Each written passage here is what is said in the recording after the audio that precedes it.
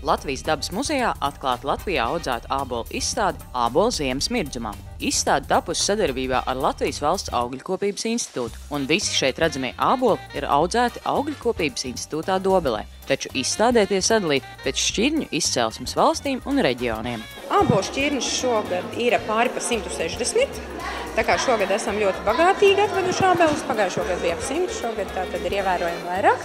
Protams, ir ziemas šķirnes, kā jūs saprotat, jo pārējās jau sen ir apēstas. Un ir liela šķirņu dažādība, ir gan tādas, kuras mēs jau sen zinām, un katrs var atrast varbūt tādu, kas ņem dārzā, bet ir arī ļoti daudz jauno šķirņu, un ar numuriņiem ir arī vēl hibrīdi, kuri nav tikuši pie vārdiem. Tātad tas ir selekcijas starposms, ja teiksim, atlasīs tas labākais, ko mēs gribam rādīt. Tātad mums šogad tāds bagātīgs gads, mēs esam jaunas šķirnes reģistrējuši. Tā kā šogad divas jaunas šķirnītes ar ābelēm, bet ir arī vēl citām kultūrām.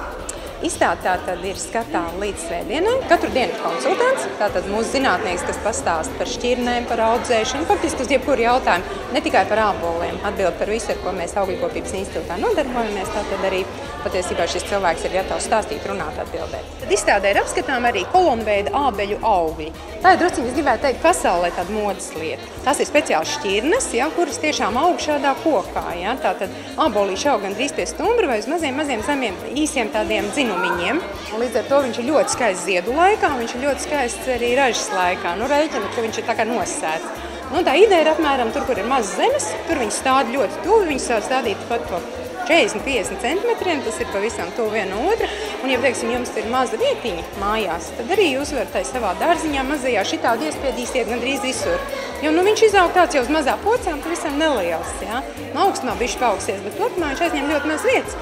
Un šobrīd arī mums ir vairākas reģistrētas šķirnes, kas ir tieši šīs kolonu veida. Es nevaru teikt, ka ziemas ābolu šķirnēm kā tādām ir izteikta specifika, ka viņiem kaut kas ir savādāks. Un, ja šobrīd man jāpasaka, kur tad tā labākā šķirne, arī neteikšu, jo tā ir tik izteikti gaumas lieta. Ir cilvēki, kas tikai dzeltenus grib, ir cilvēki, kas tikai sarkanus grib, kas grib ļoti tumšas sarkanas, visi sādi.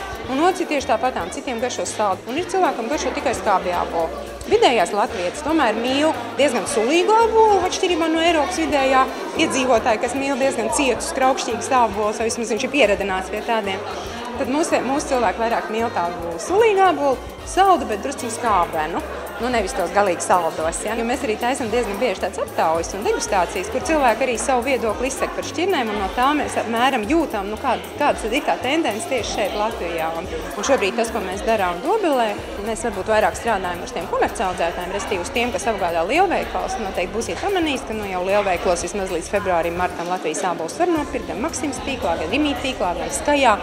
Problēma ir tā, ka ābolīši nepietiek, un principā jau pagājušajā gadā beidzās februāra sākumā, vienu gadu līdz marta sākumam izvilkt. Teiksim, tā kā, ja mēs gribētu nodrošināt cauru gadu, līdz tam mums vēl dārziem vēl ir jāpieaug un ir jāaug dārza platībām, lai mēs savu vietējo tirgu piepildītu.